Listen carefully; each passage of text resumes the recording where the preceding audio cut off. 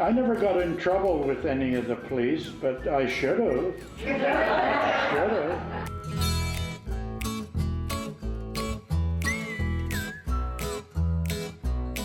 I apologize that I don't hear very well. I think you should be able to hear me all right, okay? I'm filling in for Brother Richard tonight, who unfortunately, due to a medical problem, was not able to be in attendance. He has given me a school picture that he has. I had one too, and I looked all over the place for it the last couple of days. I found a lot of old stuff, but I never found the picture. If you like, I can hand it to you, sir, and you can maybe hand it around. Is there anybody in attendance that, say, started Royal Oak School, say, between 1930 and 1934 or 35? If there is, please stand. So I can tell lots. My sisters, Joyce and Barbara Heel. Barbara, I'm not hearing you. Okay, Heel. Barbara Heel. You're Barbara? No, my sister. You're Renee. I'm Renee. I was in love with your sister Joyce in grade 1. But she didn't have too much to do with me. Barbara's still in Nanaimo? Barbara died. Yeah, Joyce is gone. Yeah, so. I'll have a talk to you before we leave. No, we will talk. Where was I? Oh yeah. So, I understand this is fairly casual, and we can reminisce a little bit. And that I have a list here that Richard gave me here, that his teacher was Miss O'Connell when he started. If I put glasses on, I'll probably be able to see better. What else has he got down here? Teacher Miss O'Connell, back row from left. Number 1 is Richard. Number 7 is Joe McIntyre. Middle row from left, first is Smith. Front row from left, third is Dick Smith. And 7th is somebody Robinson. Grades 1 and 2. That's 1936-37. Sorry he couldn't make it, but your memory is much better than mine, Bruce, so change anything, any names, etc. Well, I have a lot of names. When I started in 1930, my teacher was Miss Foster, and that was in grade 1, 2, and 3, was all in that little school. That's what I'm looking for. Where was that? It's sitting on the other. Okay, thank you very much.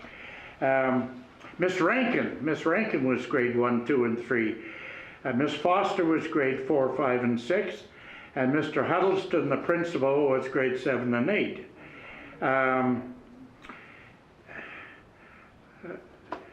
I have a lot of names here of ones that attended during that time. Should I read them off, or are they of any interest to anybody? There was Eva Jones. There was the Campbell twins, Gertie and Gladys. Gertie's still around, but Gladys is gone.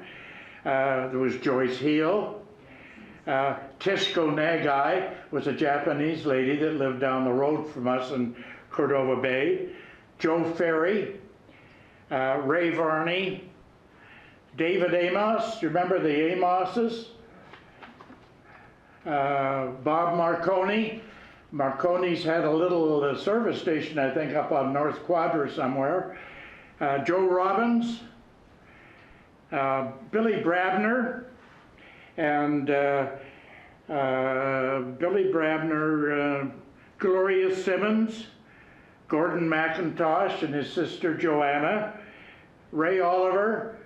We called him Twisty, Ray Twisty Oliver. I don't know whether it was because of his hair or what, but anyway, the Mycocks, you remember the Mycocks, Bernard Kello, Jesse Kello, Henry and Tommy Naylor, they were all Cordova Bay people. The Polyblanks, they were Elk Lake people at the corner of Cordova Bay Road and the highway. I have a letter here that was sent to me by a girl. Her name was Tanya Knight. I guess she would have started Royal Oak School, maybe 38, 40, something like that. And she lives in Southern California now. And she was in Cordova Bay, 7 or 8 years ago, and this little school was still up on the high ground there. And then she heard that it had got moved, and she was afraid that it maybe got torn down or something like that. So she wrote to me, and so I took pictures of it where it is sitting now, and I got this letter from her, and I'll read you the part that concerns that. She says, "Hi Bruce, this is just about 5 months ago. What a wonderful surprise I received yesterday. Pictures of the story of what happened to yours and mine old one-room schoolhouse. I cried because I thought perhaps it had been torn down. Now, to learn at least the top is preserved nicely too. That made me happy. Bruce, do you remember the basement and how on bad weather days the teacher would take us down there? We spatter painted and they tried to teach us to square dance. I don't remember that. That's after me. The thought they had, I'm sure, is we would use energy and then be ready to sit and learn, and still remember my teacher there. Miss Wales, I don't know, I was long out of there before Miss Wales. She was very good to me. Do you remember the pot-belly stove in the back of the room? Yes, I sure do, and sure do. How we dried our mittens and boots, rubber beside it. Also, I remember we had a long metal tin container, planted seeds in it, and grew vegetables.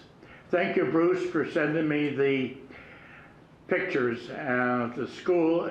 I'm going to frame them. So that's that. When we went to school, it was the Vancouver Island coach lines. There was no school buses then, no school buses, no district schools or anything like that.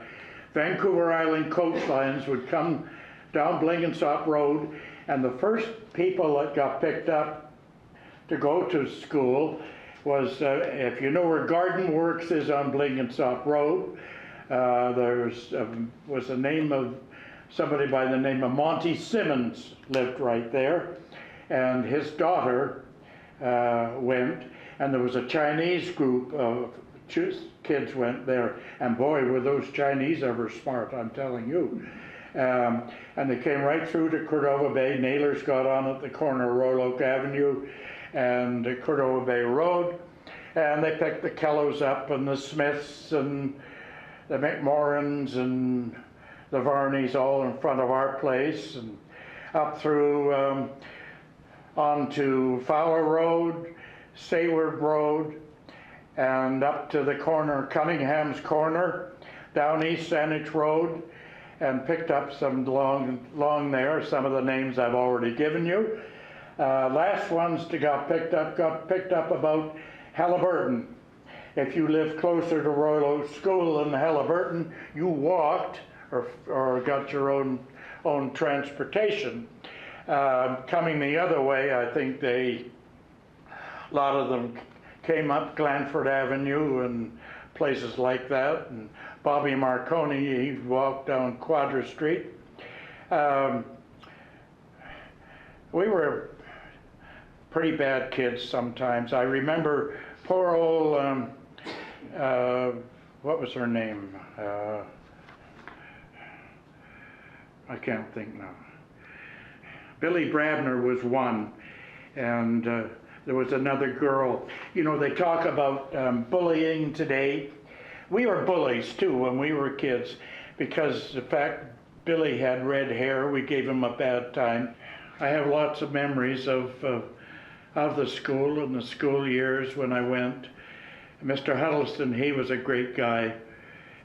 When we finished grade 8, there we are, and I had all these kids that I had grown through school years, grade 1 through 8. After grade school then, if you're going on to high school or anything, you provided your own transportation to wherever you were going. Okay, most of them were from around the Royal Oak area, so they were going to Mount View High School, which is developed as a housing project, I believe now. I in Cordova Bay, I had a choice of 3. Mount View was too far away. Mount Newton, that's a long way away. So I biked 5.5 miles each way to Mount Douglas High School on Cedar Hill Crossroad, which is now an intermediate school for high school. I didn't know any of the students that were there. I hated it, and anyway, I got through grade 12, and then I joined the Air Force and got my pilot's license and stuff like that. Well, that's another story, but we don't need to go into that. So that's about all I have to say. I think I've talked too much anyway. Hey, thank you very much, and I hope to be able to come and join you folks for the meetings and socialize with you a little bit. Since I lost my bride 5 years ago, I'm still on my own. I'm doing all my own cooking, and I got a garden. I'm fighting the rabbits, and I've solved the deer problem, but the rabbits, they're another problem. Anyway, thank you, Mr. Cunningham. You're very welcome. Nice job. We'd like to ask you some questions, George. Bruce. Bruce. So I call you George just for fun? You can call me George if you like, yeah. I thought maybe you would kind of look, because you said to me I looked like my father, but I never met your dad, so often enough anyways. My mother was a school teacher too. Okay. And we weren't allowed to call our friends and that kids. She says kids are goats. That's right. It's children. One of the things I didn't mention when my mother sent me down to Bruce's store, I said, how do I know which one is? She said, it's very simple. He'll always have a pencil behind his ear. And if not, a green apron on, and he's the one that's flying around doing every job in the store. I said that to him earlier, and he goes, yeah, you're right, I forgot about that pencil. So please, if you have a question, and I'm sure you have lots of questions. About the early days working in the store. Okay, what did you do in the early days working in your store? Not the one in the tea room area. Well, I guess to start with, Eric and I in particular, we would be picking up Revel wrappers and candy wrappers and cigarette boxes and that, and that were littered around the store. And then in the summertime, when I was very young, in Greater Cordova Bay, there wouldn't have been more than about 12.5 families lived there. But in the summertime was a different picture. People weren't flying all over the world like they are today on holidays.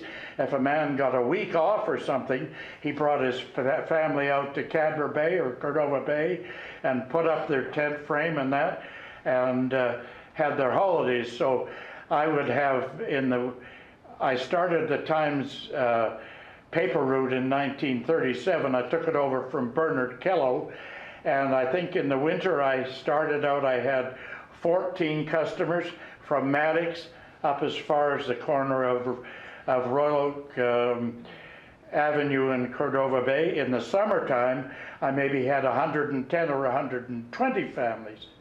So that shows you what the difference was in the 30s. You've got to remember, in the 30s, nobody had any money. Like this one picture I tried to find of the school year, I said, Mom, can I have 25 cents to buy a school picture? She said, no, you can't, we don't have 25 cents. Now, a lot of people today would say, oh, that's a bunch of BS, but you take back in 1931, 32, 33, people didn't have 25 cents, an extra 25 cents, but I did get the one picture. Anyway, that's another thing. So, Norrie. Remember when the trains were running on Lochside? oh yeah, we used to, we'd hear it coming along by Blenkinsop Road, the whole, and we'd run up the road to where the train went by, and we played chicken too. You see, you got down to who's going to get as close as to the tracks as the other guy. And when they took the rails up in about, I would guess, 1934, 35, after school, we'd go up there and ask the foreman, can we use your hand car? They had one of these, you pumped it, you know, and once in a while I'd say, yeah, you can go down about as far as Kellows or about as far as Maddox, but I don't want you going any further than that.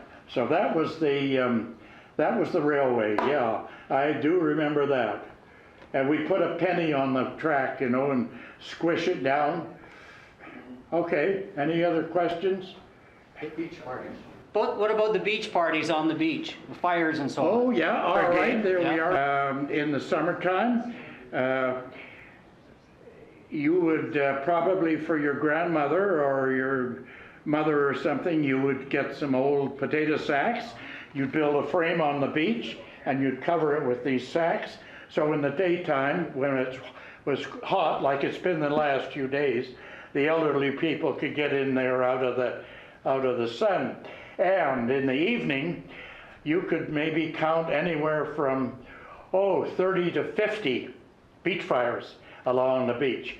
In fact, it wouldn't be too long that the beech wood would run out on Cordova Bay Beach, so then they go up beyond to what we call Sayward Beach. That's the next long one beyond Cordova Bay, and bring your firewood down and have a fire in the evening. And then there was the speedboat races. They had the May 24th weekend, July the 1st weekend, and the big one on Labor Day weekend, where the boats came from Oregon, California, Washington, Nevada, and had a big meet every year. And there was no admission. Everybody got on the beach, and they went around and collected with donations.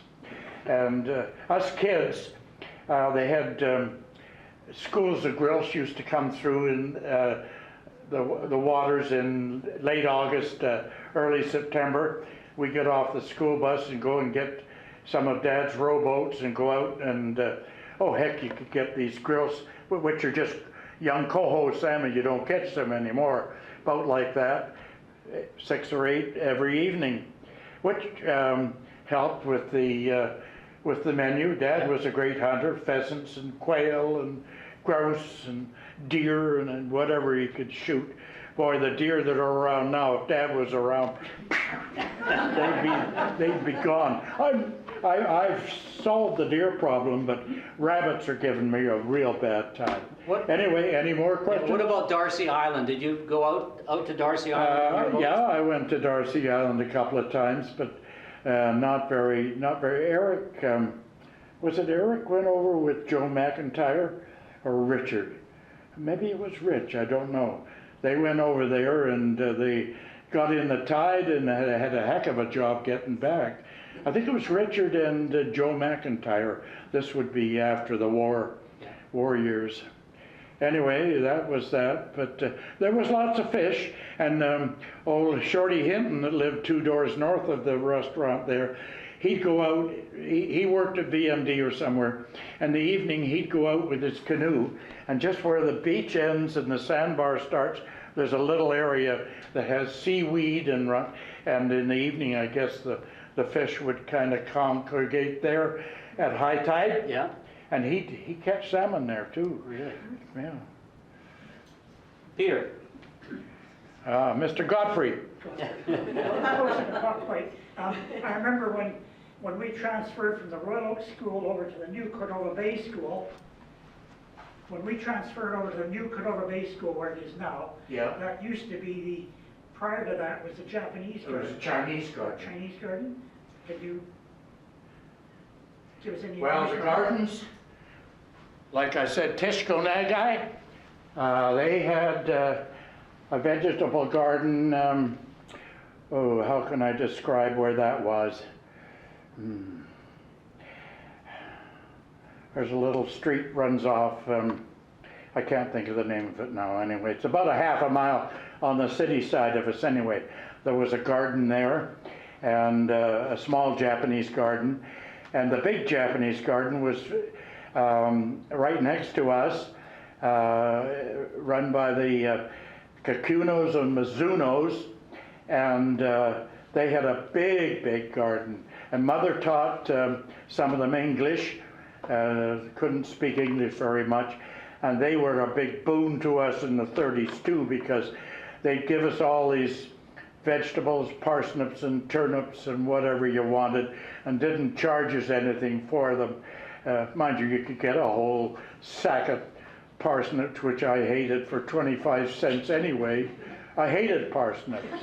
Anyway, but as Mr. Godfrey here said, there was a big garden where Cordova Bay School is. That whole property that is now school property was a Chinese garden there, and they grew a lot of vegetables. And I can recall coming home from Mount Douglas High School in the late 30s, early 40s.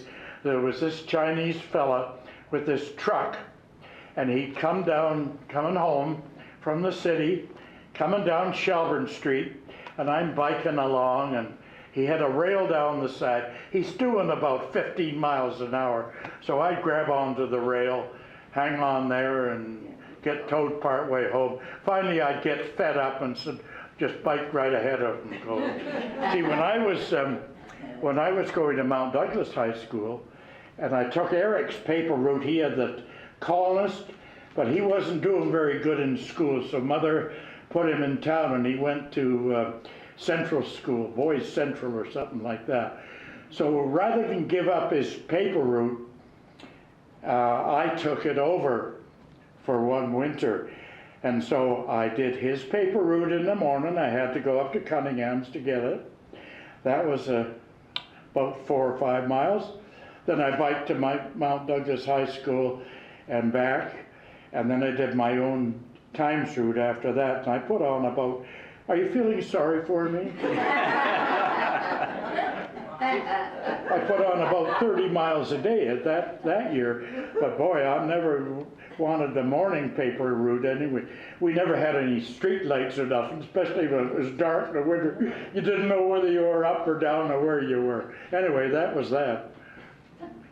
Did that answer your question about the Chinese garden? He had a poultry farm up on Claremont, I think. You know, they called it Claremont Poultry. Did they not? That's right. I buy my eggs from Jack's out at Island View Beach Road. In fact, I'm going out there tomorrow. Yeah. Any more questions? Yes. They're asking about the dances. Oh, in- yeah. In the dance hall. What? Yeah. Dad first started dances there, I guess about 1923, 24, something like that. And didn't do very well.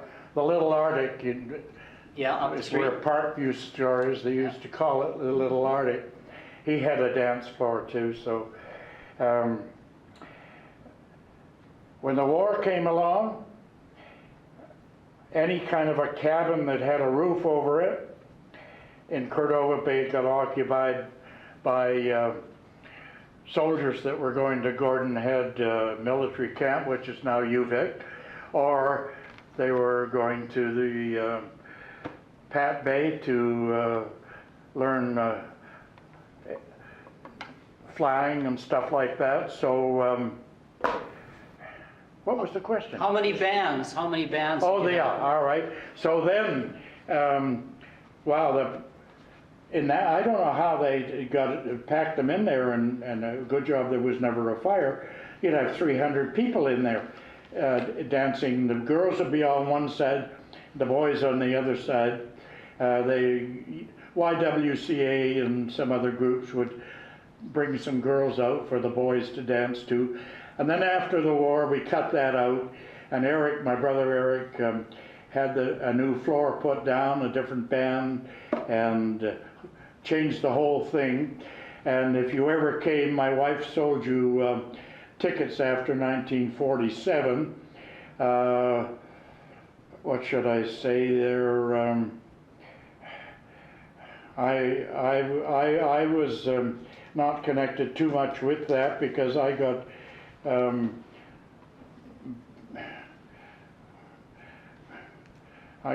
messed up in that damn shopping center we had, you know.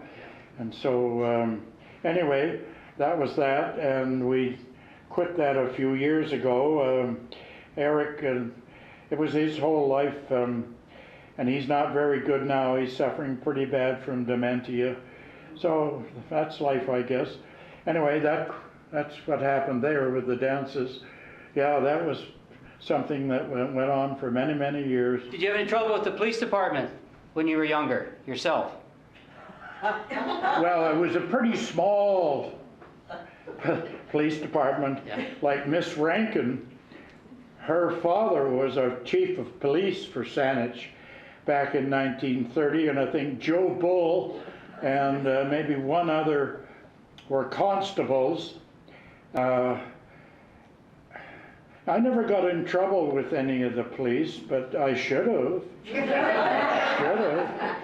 They want to know about your parents and your dad's parents, how they came out from Ontario. My father's father came from Ontario. He was the head foreman for Mr. Rithett on Broadmead Farms down here, and they lived there. This would be 1895 to I don't know what. As I said before, my dad and told you, I don't know whether you mentioned that, but my dad and his oldest sister Marguerite went to this old Royal Oak school. This would be just before the turn of the century, I would imagine. I guess it was the same school. Anyway, yeah,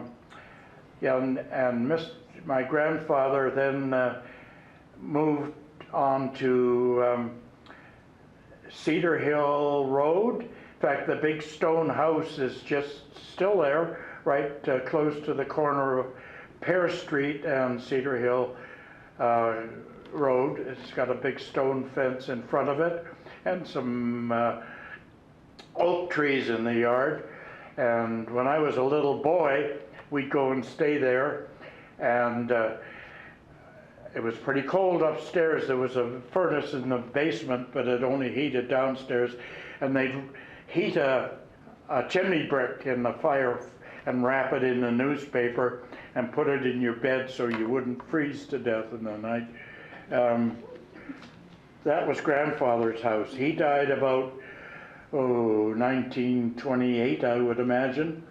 And grandmother, she died about 1939. In fact, I was in Kamloops with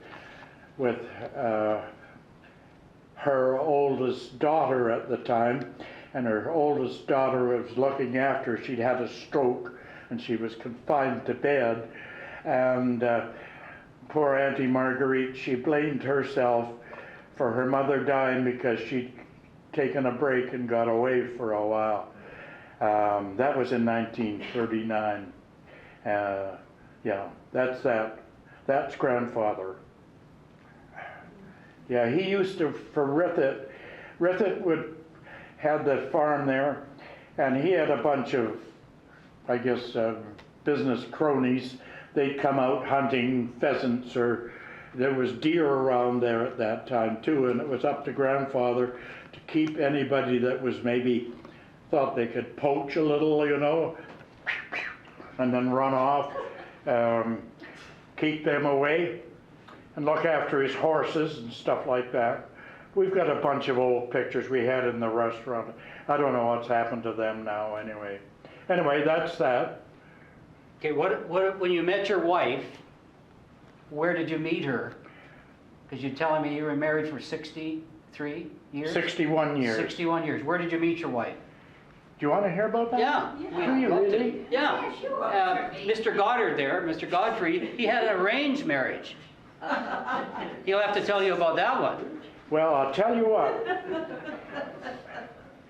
I got home from the service sometime in 1945. We thought we were going to go and fight the Japs, but that was coming to an end. And there was this fellow by the name of Pottage, Mr. Pottage, bought a big piece of the Japanese garden acreage. They didn't own it. They leased it from, I don't know, I can't think of the name right now. And he bought half of it, and some Pentecostal ladies bought the other half.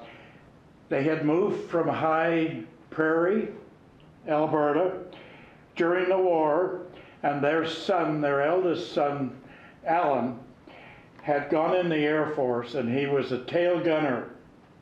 And one night in 1943, over Holland, their plane got hit and got on fire, and he was able to get out. He landed in a haystack or something like that, and he hid, and some Dutch people took him and kept him until the Allies came through in the middle of 1945. So the reason I mention that is when he came to Cordova Bay, he had never been to Cordova Bay before after he got out of the service. And my mother, Mrs. Pottage, came to my mother and she said, you know, my son's coming home. He doesn't know anybody. Do you think your son Bruce would take him out or something and show him around? And she said, oh sure, I'm sure he would. So this is leading up to... I know, it's a good story. I like it already. It's a long story. That's If okay. you want long That's story. okay. Anyway, he came, and then he came down and I introduced me to him. I said, well, he said, what can we do? Well, I said, we can go in the Vets of France and drink some beer, or we can go to a movie, or we can go to the Lower Crystal or the Sirocco, and maybe there might be some girls that we can dance with. He said, yeah, that's what we'll do. We'll go to there. So we did this for a while, and then he met a girl by the name of Janita. And they lived about, half a mile on the city side of us in a little house there. And Alan started to go with Janita, and she was, at that time, a telephone operator for BC Tel, where you, number please, you know, you had to push the buttons in for long distance and all that kind of jazz. And Marjorie was working as a telephone operator too. And this one time, Marjorie came out with Janita to her place to stay a couple of days. And oh God, there was a couple of girls had come from Alberta to stay with their grandparents up on Agate Lane. And Alan said, we've got to take these two girls out. Well, I said, I don't think I want to do that. Oh, yeah, you got to do that. And so he goes to pick up these two girls, but he's got Janita with him too, you see. And some other girl I'd never met before. So we picked up these two girls, and we went to the gorge. And we sat in the gorge and drank some beer. Then we took the two Alberta girls home, and I said goodnight to Alan and to Janita and to Marjorie, and went home. Well, to keep the long story short, we sort of got together a little bit more, and we started to go together. Yes, we did. And Marjorie started to sell tickets for the dance, I guess about a year before we got married. We got married in at First United Church. We had our wedding reception in our dance hall, cold sandwiches, no alcohol. You didn't do that back in those days. And we just got a new car, a 1948 Plymouth, delivered on a Friday. We were getting married the next Tuesday night, and we had just got it. And we were going on the midnight boat to Vancouver, and we were going to go drive to California. We didn't have a radio, we didn't have a heater or anything like that. There wasn't time to put those things. Anyway, my Uncle Percy, he was the secretary for the Premier of BC at the time, the reason I mention that is we got down to the midnight ferry to find out it was ready to sail and there was no room for our car. So Uncle Percy spoke to somebody in authority there, and they yanked some baggage off and put our car on, and we had the bridal suite to go to Vancouver. So that was quite a trip. At that time, 1948, out of the country, you were only allowed to take $150 a piece. We had a gas credit card, an Imperial Oil gas credit card. We didn't have credit cards like everybody's got a pocket full of them today. I only use one. And so we did. We traveled all the way down the coast and stayed different places. We went to the top of the Mark. We went to the St. Francis. We went to the Coconut Grove with Freddie Martin and his orchestra. And oh, my uncle was living in Alameda, California at the time. We went and visited with them. We didn't stay with them. We stayed in a motel somewhere in San Francisco. We got home, and at that time you couldn't, in the winter, you couldn't buy imported vegetables. They didn't have them come in. So in Port Angeles, we took the ferry coming home from Port Angeles to Victoria. We had a few cents left in our pockets, and we bought some lettuce and tomatoes and stuff. And we got on the ferry, we had nothing. And so that's that. It lasted for 61 years.